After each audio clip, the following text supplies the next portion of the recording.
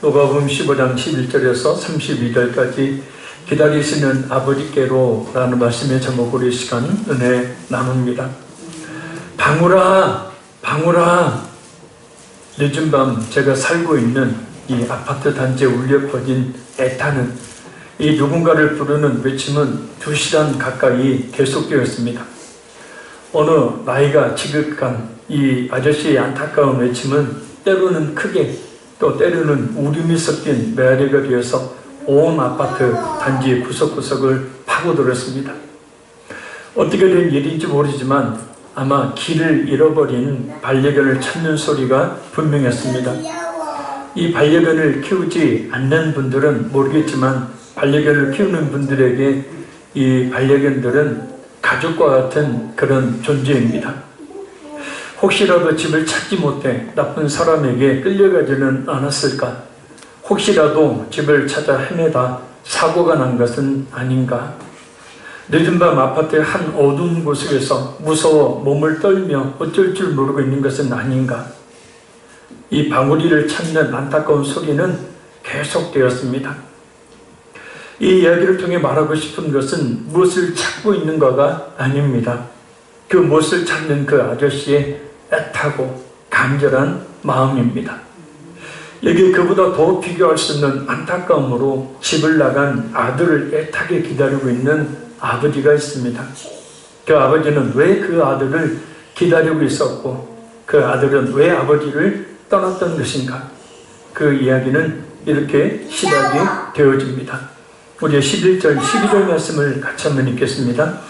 또 이르시되 어떤 사람에게 2 아들이 있는데 그 둘째가 아버지에게 말하되 아버지여 재산 중에서 내게 돌아올 분깃을 내게 주소서 하는지라 아비가 그 살림을 각각 나눠 주었더니 아멘.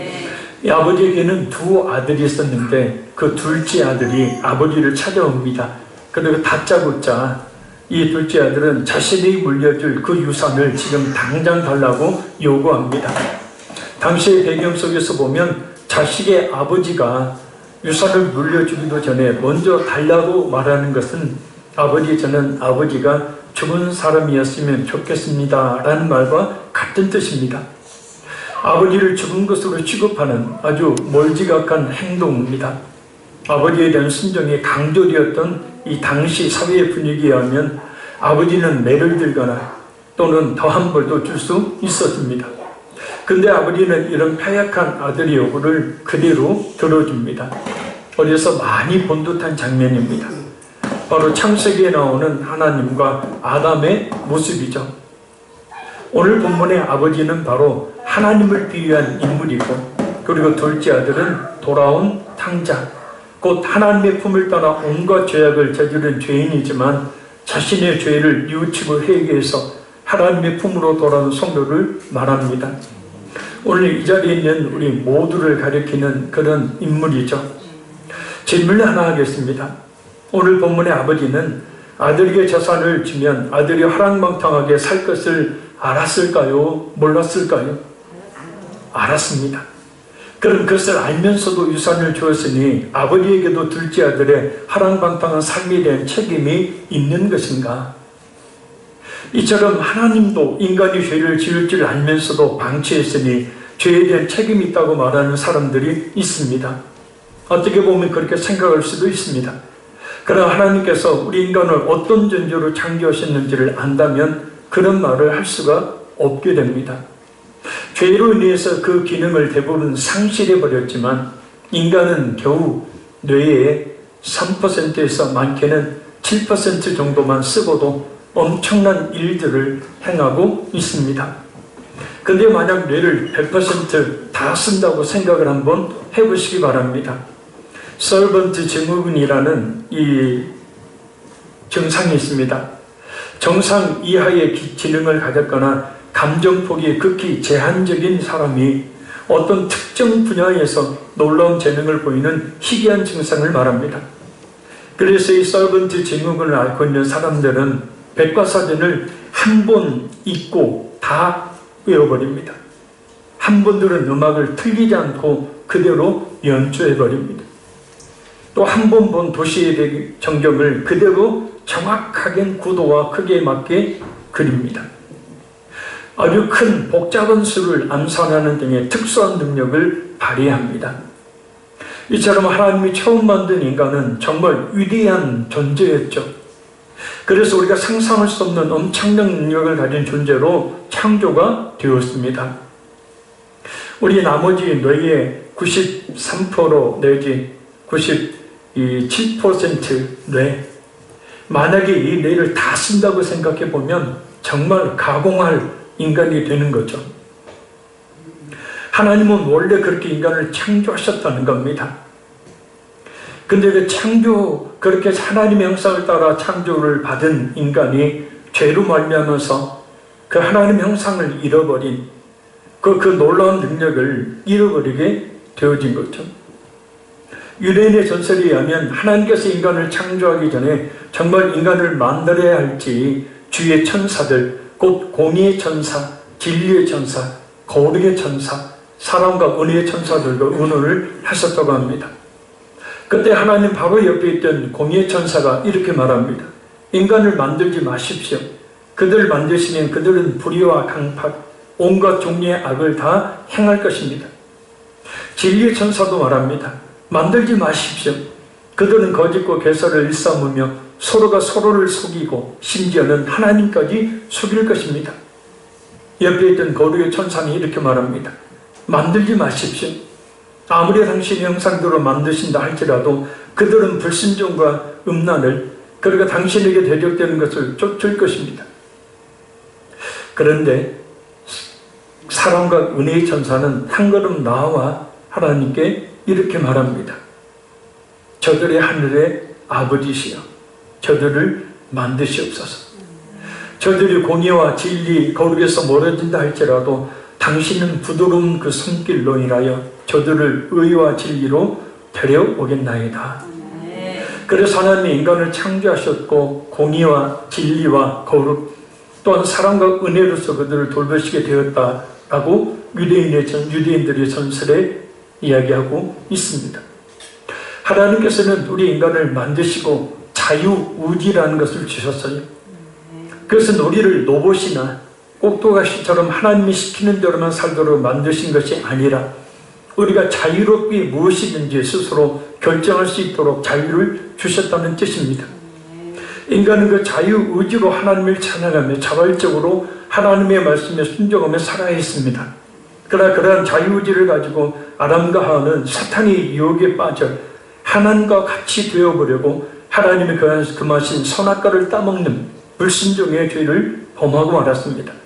바로 오늘 본문의 둘째 아들처럼 말입니다. 우리 13절에서 14절 말씀 같이 한번 읽겠습니다. 그 후 며칠이 안 되어 둘째 아들이 재물을 다 모아가지고 먼 나라에 거기서 허랑방탕하여 그 재산을 낭비하더니 다 없은 후 그 나라에 크게 흉년이 이르러 그가 비로소 궁핍한지라. 아멘. 아버지에게서 자기 몫의 재산을 상속받은 둘째 아들은 당시 유대인들이 경제적으로 덜 궁핍한 지역으로 가서 출세의 길을 차기로 했던 것처럼 어느 도시로 갑니다. 그런데 이 아들은 아마 결혼을 하지 않은 곧 18세가 되지 않는 나이로 재정관리 경험이 거의 없었을 것입니다. 혈기 방자한 나이에 많은 돈을 가지고 있으니 장사보다는 쾌락과 유흥을 즐기는 삶을 택합니다. 그러나 그런 삶은 얼마 가지 못합니다. 자신의 즐거움과 쾌락을 안겨주었던 돈이 다 떨어져 버렸기 때문에 설상가상으로 그 나라의 흉년까지 들어서 더욱 어려운 지경에 처하게 되어버렸기 때문입니다. 그런 상황에서 이 아들은 과연 어떻게 살았을까? 우리 15절 16절 읽겠습니다. 가서 그 나라 백성 중 하나에게 붙여 사님, 그가 그를 들로 보내어 돼지를 치게 하였는데 그가 돼지 먹는 지옥 열매로 배를 채우고자 하되 주는 자가 없는지라. 아멘. 둘째 아들은 돈이 다 떨어져 끼니조차 제대로 때울 수 없는 지경에 이르게 되었습니다. 할 수 없이 안면이 있는 사람을 찾아가서 사정사정해서 그 집에 돼지를 치는 일을 하게 되었지만 정당한 임금을 받지를 못했고, 그래서 배가 너무 고파 먹을 것이 없는 상태에서 돼지 먹이로 주는 죄업 예배를 찾았지만 그것조차도 얻지를 못했습니다. 당시 가장 부정한 짐승으로 여겼던 돼지가 먹는 죄업 열매조차도 먹지 못하는 처지, 정말 가장 비참한 상태로 전락하고 만 것입니다. 부자 아버지의 아들로 아버지와 함께 있었다면 이런 고통은 당하지 않았을 것입니다. 아버지를 떠난 결과, 방탕한 삶의 결과는 너무도 힘든 것이었습니다.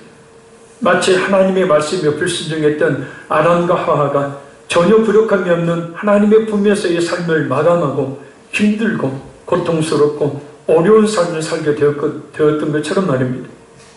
창세기 3장 16절에서 19절에 나오는 죄가 가져온 형벌이 그렇습니다. 이 세상의 가시와 엉겅퀴와 같은 험난한 인생길이 바로 그것입니다. 아기를 낳을 때 겪어야 하는 여인들의 고통이, 남자의 시기를 받으며 살아야 되는 고통이 바로 그것입니다. 평생 말 그대로 뼈 빠지게 일해야만 살 수 있는 남자들의 고통이 바로 그것입니다. 지금 우리가 겪고 있는 여러 죽음의 고통과 질병의 고통, 수고와 슬픔, 아픔 등과 같은 고난이 바로 그 죄에 대한 결과인 것입니다. 아마 이 자리에 계신 분들 가운데도 이 둘째 아들처럼 세상에서 허랑방탕하게 살았던 분들이 있을 것입니다. 세상의 쾌락과 즐거움에 몸을 맡기는 삶, 설사 그렇지 않더라도 여러 가지 죄악 가운데 살았을 것입니다. 하나님을 떠나 있는 인간의 삶이 그렇습니다. 그래서 야곱은 죽기 얼마 전에 자신의 한평생을 험악한 인생이었다라고 말합니다. 모세 역시 자신의 인생을 돌아보면서 수고와 슬픔뿐이었다라고 한탄을 했습니다. 아무리 많은 돈을 가지고 산다 해도, 아무리 자기가 하고 싶은 대로 즐거움을 누리며 산다 해도 그것은 자신을 더 비참하게 할 뿐이죠. 왜냐하면 이 세상에 있는 우리 눈에 보이는 모든 것들은 우리 영혼에 참 만족을 주지 못하는 것이기 때문입니다. 아무리 채우려 해도 채울 수 없는 우리 영혼의 빈자리는 사람으로도, 돈으로도, 명예로도, 쾌락과 즐거움으로도, 술로도, 마약으로도, 힘과 권력으로도, 종교로도, 선행으로도 채워지는 것이 아니기 때문입니다. 그것만을 위해서 하는 것은 마치 목이 마르다고 시원하게 보이는 바닷물을 벌컥벌컥 마셔야 되는 것과 같습니다. 저도 예수님을 믿기 전에 그런 삶을 살았습니다. 친구 좋아서 밤늦도록 술 마시고 새벽까지 그런 삶을 살았습니다. 예수님을 믿어야 된다는 이야기는 도무지 귀에 들려오지를 않았습니다. 오히려 교회에 데리고 가려고 예수 믿는 것들은 참 말도 잘한다라고 생각을 했었고, 예수를 믿느니 차라리 내 주먹을 믿겠다라고 그렇게 살았던 사람입니다. 도무지 아무리 예수님을 하나님이 살아계시다고 예수님을 믿어야 구원을 받는다 해도 그런 소리가 들려오지를 않았습니다. 그래서 오직 잠시의 즐거움과 쾌락을 쫓아서 그런 삶을 추구하며 살았습니다. 아니, 그것이 진정한 인간의 행복이고 그것이 진정 인간이 누려야 될 것인지를 알고 그렇게 살았습니다. 그러나 그렇게 살다 보니 영혼의 화려함은 메꿀 수가 없습니다. 뭔가 채워지지 않는 영혼의 화려함이 있었던 거죠. 그때 바로 먼저 교회에 나간 집사람을 통해서, 그 집사람의 간절한 기도를 통해서 교회에 나가게 되었습니다. 교회에 처음 나갔는데 그렇게 졸릴 수가 없었어요. 그래서 가장 제일 뒷자리에 안 보이는 데 숨어서, 교회가 좀 큰 교회에서 설교 시작하면 자다가 설교 끝나면 고개 들고 예배를 마치고 돌아오기를 1년. 도무지 하나님이 살아있다는 것이 믿어지지 않았고, 예수님을 믿어야 구원받는다는 사실이 무엇인지를 알지 못하고 있던 그때 하나님께서 기적적으로 저를 만나 주셨습니다. 삶이 너무나 버겁고 힘겨워서 자살을 하려고 한 그 순간에 하나님께서 저를 만나 주셨죠.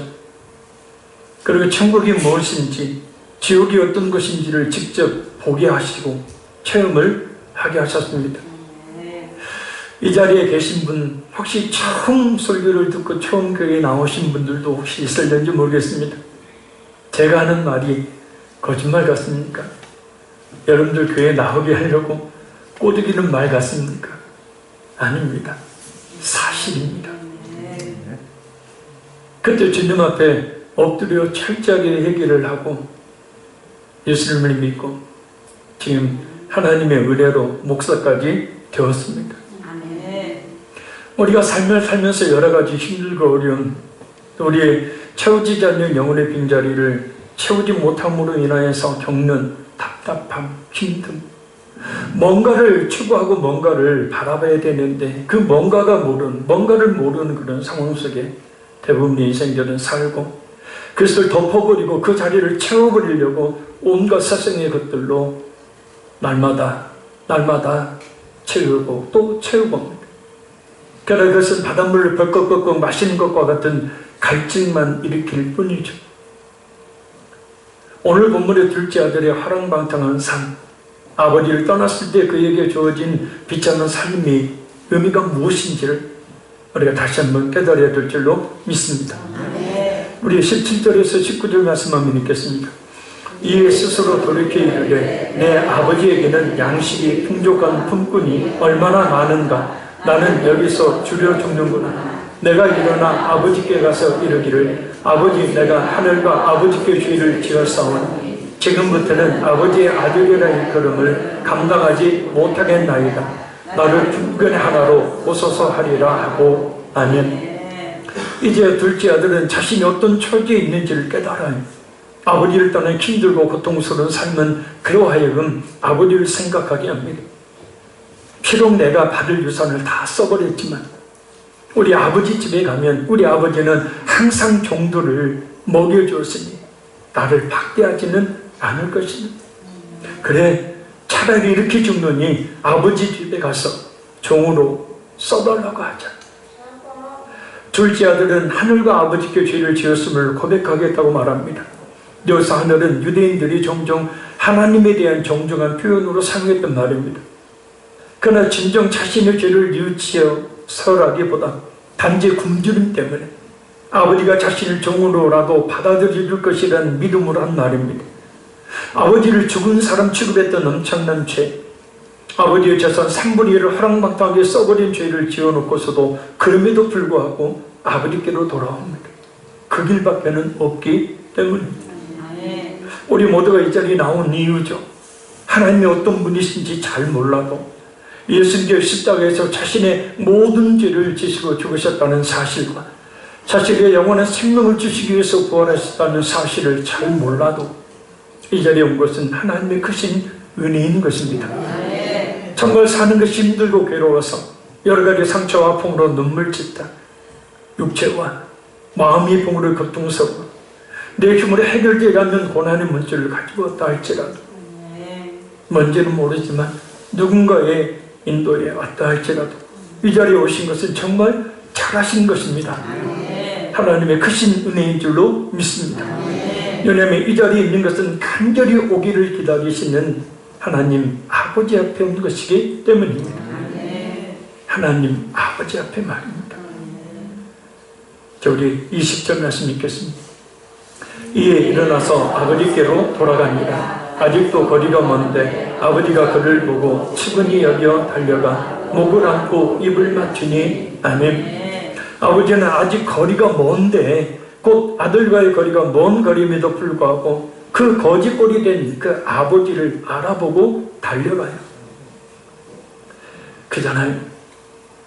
아무리 옷이 바뀌고 아무리 행식이 초라해도 내 자신을 몰라보는 부모는 아마 없을 겁니다. 멀리서 오는 아들의 그 모습. 유대인들은 옷을 입을 때요, 이 이 천을 몸에 감듯이 거치고 있습니다. 그래서 뛰기 위해서는 옷을 들어야 돼요. 여자가 치마를 들듯이 말입니다. 그래서 뛰는 것을 경박스럽게 여겼어요. 더군다나 나이든 유대인 남자가 뛰는 것은 남자의 위엄을 손상시키는 일이었습니다. 그러나 아버지는 그런 것을 아랑곳하지 않고 다른 사람들이 실선을 아랑곳하지 않고 그토록 애타게 기다리던 아들을 향해 뜁니다. 오직 아들을 맞이하기 위해 아버지의 권위가 손상되는 것조차도 개의치 않는 거죠. 예수님께서 하나님의 아들이시라는 높은 지위를 버리시고 천하대 천한 인간의 몸을 입고 이 땅에 오셨습니다. 죄인인 인간과 같은 종의 형체를 취하시고 우리 자신의 과거, 현재, 미래의 모든 죄를 그 몸에 모두 짊어지시고 그 죄에 대한 대가로 온갖 멸시와 수치와 곤욕이 당하셨습니다. 그리고 우리를 구원하시기 위해 십자가에서 그 몸을 디디셨습니다. 우리의 모든 죄를 씻기 위한 속죄에 물과 피를 남김없이 쏟아 주셨습니다. 그래서 그 사실을 안 어느 성도가 이런 노래를 만들었죠. 우리 한번 같이 불러볼까요?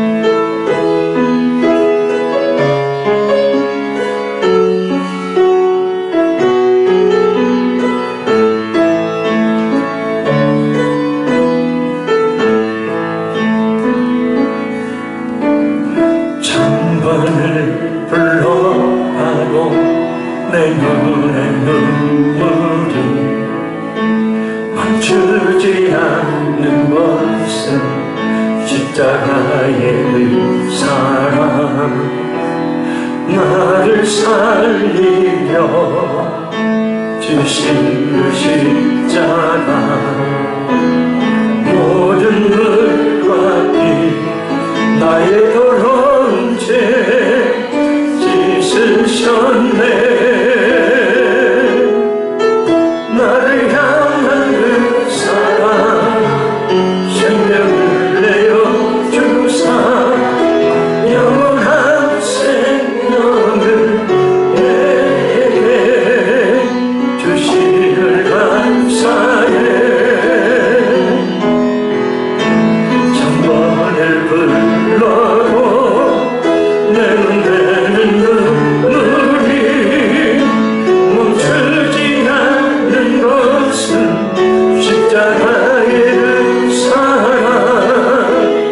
나를 살리려 하늘 보좌 버리신 나를 사랑하신 그분이 예수여. 멀리 오는 아들을 그 품에 안기 위해서 남자의 채통도 다른 사람의 손가락질도 아랑곳하지 않고 오직 그 아들을 향해서 달려가는 이 아버지, 그 아버지가 바로 저와 여러분을 구원하시기 위해서 사람과 같은 종의 형체를 취하신 예수님을 이 땅에 보내셨고 그 예수님을 믿는 자에게 그 믿는 자의 과거, 현재, 미래의 모든 죄를 짊어지게 하시고 죽으심으로 모든 죄를 사해 주셨다. 행여 이제 올까? 노심토사 아들 기다리던 아버지는 아들이 돌아오자 인간적으로는 도저히 용서할 수 없는 죄를 저지른 못난 아들이지만 달려가서 측은히 여기며 껴안습니다. 입을 맞춥니다. 지금 이 자리에 있는 우리를 향하신 하나님의 마음이 이와 같음을 믿으시기를 바랍니다. 오늘 본문 21절을 보면 아버지의 환대의 아들은 그만 울부짖으며 말합니다. 아버지, 저는 도저히 아버지의 아들이라고 할 수 없는 놈입니다. 저는 아버지와 하늘에 너무 큰 죄를 저지르고 말았습니다. 저는 아버지의 아들로 진짜 자격이 없는 놈입니다. 그러나 아버지는 22절, 24절 이렇게 말합니다. 아니다 아들아, 잘했다. 내가 너를 얼마나 기다렸는지 아니? 아니 애들아 뭐하느냐? 어서 빨리 가서 제일 좋은 옷을 내어다가 입혀라. 내 아들이 왔으니 내 아들에게만 끼워주는 그 반지를 끼워줘라. 빨리 발에 신을 신겨라. 그리고 어서 가서 살진 송아리를 잡아라. 그리고 온 동네 사람들을 다 불러다가 잔치를 베풀어라. 죽었던 내 아들이 살아왔다. 잃어버렸던 내 아들을 다시 얻었다. 잔치상에서 떨어지는 부스러기나 주워 먹어야 될 탕자가 그 잔치의 주인공이 되었습니다. 이런 아버지의 행동은 돌아온 탕자를 다시 아들로 받아줌을 말합니다. 우리는 원래 하나님께서 창조하시고 심히 기뻐하신 하나님의 형상을 따라 지음을 받은 존재였습니다. 모든 만물을 다스릴 권세를 받은 위대한 신분이었죠. 그러나 죄로 말미암아 그 모든 것을 잃어버렸어요. 그래 이제 그 신분을 회복해야 합니다. 예수님의 믿음으로 우리 모든 죄를 사함받고 하나님의 자녀가 되어 잃어버렸던 우리의 신분을 다시 회복해야 합니다. 예수님을 믿으면 하나님의 자녀가 됩니다. 하나님을 아버지라 부를 수 있게 됩니다. 오늘 본문의 탕자가 차마 아버지라 부를 수 없는 죄를 지었지만 돌아와 모든 죄를 용서받고 그 아들의 지위를 회복받아 다시 아버지라 불렀던 것처럼 우리 또한 하나님을 아버지라 부를 수 있습니다. 또한 저 영원한 천국을 기업으로 상속받을 수가 있게 되어집니다. 그래서 25절 30절에 우리 같이 한번 읽겠습니다.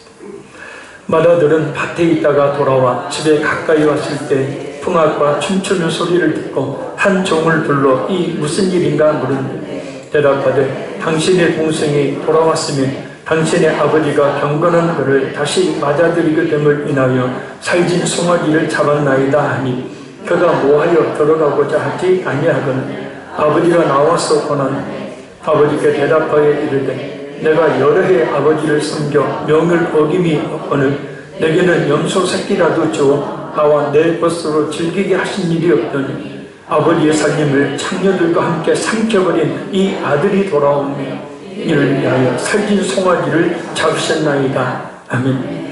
아버지가 돌아온 둘째 아들을 위해 온 동네 사람들을 초청해 잔치를 베풀겠다는 소식을 들은 형은 그것을 못마땅하게 여겨서 화를 내면서 불평 또 불만을 아버지에게 쏟아놓습니다. 첫째 아들이 일하는 행동은 당시 아버지 위험에 대한 심한 모욕적인 행위로 태형을 맞을 일이었습니다. 그러나 아버지는 그런 큰 아들조차도 달랩니다. 이 큰 아들은 죄인들이 구원받는 것을 못마땅하게 여겼던 당시 바리새인들을 말합니다.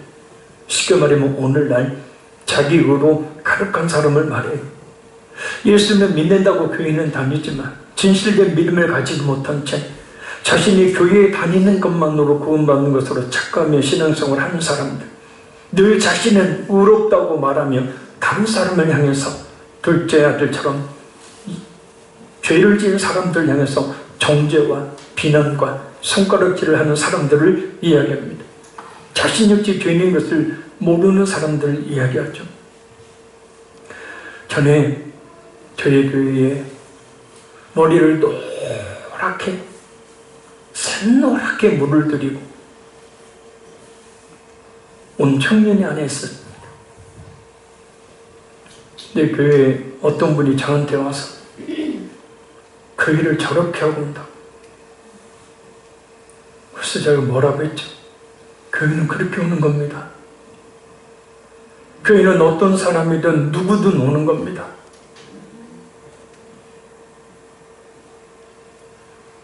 그런 정죄와 비난과 손가락질을 하는 사람, 역시 자신이 죄 있는 것을 모르는 사람들이죠. 자, 우리 마지막 31절 32절 읽겠습니다. 아버지가 이르되 예 너는 항상 나와 함께 있으니 내 것이 다 네 것이로다. 이 내 동생은 죽었다가 살았으며 내가 잃었다가 얻었기로 우리가 즐거워하고 기뻐하는 것이 마땅하다 합니다. 아멘. 아버지는 첫째 아들에게 말합니다. 동생은 이미 유산을 다 가졌으니 이제 내 모든 재산은 너희 것이다. 그래 네 동생을 받을 수 없겠니? 네 동생은 죽었다가 살아났다. 잃었다가 다시 얻은 동생이란다. 그러니 우리 같이 즐거워하고 기뻐하자. 아버지의 이 말에 대해 큰아들은 뭐라고 대답했을까요? 그 아들의 대답은 나와 있지 않습니다. 그것은 돌아온 탕자의 비유를 듣고 있는 그 잘난 바리새인들에게 회개할 수 있는 기회를 주시기 위해서입니다. 이 첫째 아들처럼 아버지가 어떠니 동생이 어떠니 하는 말들은 믿지 않는 세상 사람들이 말하는 하나님이 어떠니 예수 믿는 사람들이 어떠니 하는 비난의 말과 같죠. 그렇게 비난할 것이 아니라 가장 중요한 것은 예수님의 십자가의 구속의 은혜를 진실하게 믿어서 구원을 받는 것입니다. 예수님의 자신의 하나님으로 자신의 구원자로 믿어 하나님을 아버지로 부르는 하나님의 자녀가 되는 것입니다. 예수님을 믿지 않는 인생은 정말 헛된 인생을 사는 것이기 때문입니다. 자신의 죄를 사함받지 못해 영원한 지옥에 던져질 것이기 때문입니다. 아무리 탕자와 같은 더럽고 추한 삶을 살았다 하더라도, 아무리 수많은 죄를 지었다 하더라도, 아무리 다른 사람이 알면 손가락질할 그런 죄를 지었다 할지라도 예수님 앞으로 오기만 하면 다 받아주십니다. 그 모든 더러운 죄를 예수님의 십자가의 보혈로 깨끗하게 씻어 걸어가게 해주시고, 놀랍게도 하나님의 자녀로 삼아 주십니다. 말씀을 맺습니다. 하나님은 지금 이 자리에 있는 우리 모두를 간절히 기다리고 계셨습니다. 그리고 이렇게 온 것을 정말 기뻐하고 또 기뻐하십니다. 이 시간 하나님의 자녀로서의 신분이 회복되는 시간이 되기를 원합니다. 저 영원한 천국의 기업을 상속받게 되기를 원합니다. 하나님은 정말 우리 모두를 사랑하십니다. 그래서 예수님을 우리 자신의 과거, 현재, 미래 모든 죄를 대속하기 위한 대속제물로 죽게 하심으로 모든 죄를 씻어 주셨습니다. 그것을 믿으면 영원한 생명을 얻게 되어지고 하나님을 아버지라 부르고, 아버지가 자식의 삶을 책임지듯 하나님이 우리의 삶을 책임지게 될 줄로 믿습니다. 이 시간 우리 그 예수님을 우리 마음